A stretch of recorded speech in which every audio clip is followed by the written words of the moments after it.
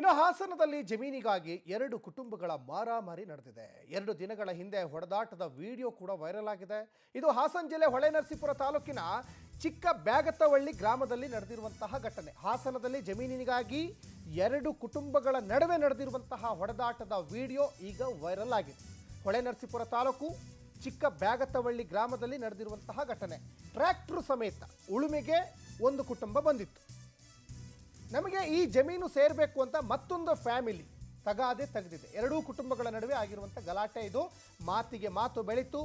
ಆ ಗಲಾಟೆ ವಿಕೋಪಕ್ಕೆ ಹೋಗುತ್ತೆ.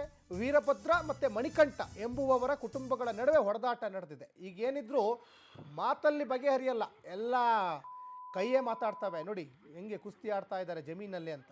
ಒಂದು ಕುಟುಂಬ ಟ್ರ್ಯಾಕ್ಟ್ರು ಬಂದಿತ್ತು ಉಳುಮೆಗಂತ, ಆದರೆ ಅಲ್ಲಿ ಎಲ್ಲ ಡಿಶುಮೆ ನಡೆದು ಹೋಗಿದೆ. ವೀರಭದ್ರ ಮಣಿಕಂಠ ಎಂಬ 2 ಕುಟುಂಬಗಳ ನಡುವೆ ಆಗಿರುವಂತಹ ಗಲಾಟೆ ಕುತ್ಕೊಂಡು ಬಗೆಹರಿಸುವಂತಹ ಪದ್ಧತಿ ರೂಢಿಸ್ಕೊಂಡಿಲ್ಲ ಜನ. ಈಗೇನಿದ್ರು ಹೊಡೆದಾಟ, ತಳ್ಳಾಟ, ನೂಕಾಟ, ಮಚ್ಚು, ಲಾಂಗುಗಳೇ ಮಾತಾಡ್ತವೆ. ಇದು ಹಾಸನದಲ್ಲಿ 2 ಕುಟುಂಬಗಳ ನಡುವೆ ಜಮೀನಿಗಾಗಿ ನಡೆದಿರುವಂತಹ ಒಂದು ಮಾರಾಮಾರಿ. 2 ದಿನಗಳ ಹಿಂದೆ ನಡೆದಂತಹ ಈ ಒಂದು ಹೊಡೆದಾಟದ ವಿಡಿಯೋ ಈಗ ಸಾಕಷ್ಟು ವೈರಲ್ ಆಗ್ತಾ ಇದೆ. ಈ ಬಗ್ಗೆ ಸಾಕಷ್ಟು ಡೀಟೇಲ್ಸನ್ನು ಕೊಡ್ತಾ ಹೋಗ್ತಾರೆ ನಮ್ಮ ಹಾಸನ ಪ್ರತಿನಿಧಿ ಸಚಿನ್ ಶೆಟ್ಟಿ. ಬಹಳ ಮುಖ್ಯವಾಗಿ ಸಾಕಷ್ಟು 2 ಕುಟುಂಬಗಳ ನಡುವೆ ಗಲಾಟೆ ಆಗ್ತಾ ಇರುವಂಥದ್ದು ಸಹಜವಾಗಿ ಎಲ್ಲ ಕಡೆನೂ ಕಂಡು ಬರ್ತಾ ಇರ್ತದೆ. ಆದರೆ ಇಲ್ಲೂ ಅದೇ ಥರ ಒಂದು ಘಟನೆ ನಡೆದಿದೆ.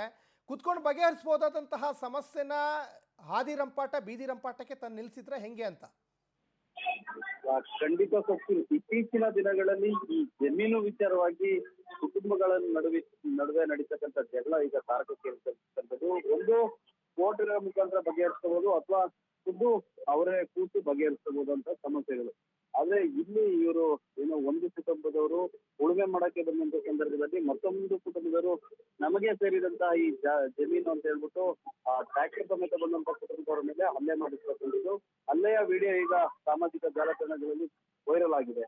ವೈರಲ್ ಬೆನ್ನಲ್ಲೇ ಈಗಾಗಲೇ ಈ ಸಂಬಂಧ ಹೊಳೆನರಸೀಪುರ ಪೊಲೀಸ್ ಠಾಣೆಯಲ್ಲಿ 2 ಕುಟುಂಬದ ವಿರುದ್ಧ ದೂರು ದಾಖಲಾಗಿದೆ. ಆದ್ರೆ ಇವರು ಇದೆಲ್ಲಕ್ಕೂ ಮುಂಚೆ ಕೂತು ಈ ಒಂದು ಸಮಸ್ಯೆನ ಬಗೆಹರಿಸಿ ಕಾನೂನಾತ್ಮಕವಾಗಿ ಯಾವ ರೀತಿ ಜಮೀನು ವ್ಯಾಜ್ಯ ಇದೆ ಅದನ್ನ ಬಗೆಹರಿಸ್ಕೊಳ್ಬಹುದಾಯ್ತು. ಆದ್ರೆ ಬಗೆಹರಿಸ್ಕೊಳ್ಳೋದಕ್ಕೆ ಮುಂಚೆನೆ ಇವರು ಈ ರೀತಿ ಹೋರಾಟ ಮಾಡ್ಕೊಂಡಿರ್ತಕ್ಕಂಥದ್ದು ಎಷ್ಟು ಮಟ್ಟಿಗೆ ಸರಿ ಅನ್ನೋದು ಒಂದ್ ರೀತಿ ಚರ್ಚೆ ಸೇರಿ ಮತ್ತೊಂದು ಕಡೆ ಇವ್ರ ವಿರುದ್ಧ ಕೂಡ ಕಂಪ್ಲೇಂಟ್ ಕೂಡ ದಾಖಲಾಗಿರ್ತಕ್ಕಂಥ ಪೊಲೀಸರು ವಿಡಿಯೋನ ಆಧರಿಸಿ ಈಗ ಆರೋಪಿಗಳ ಪತ್ತೆಗೆ ಬಲೆ ಬಿಟ್ಟಿರ್ತಕ್ಕಂಥದ್ದು.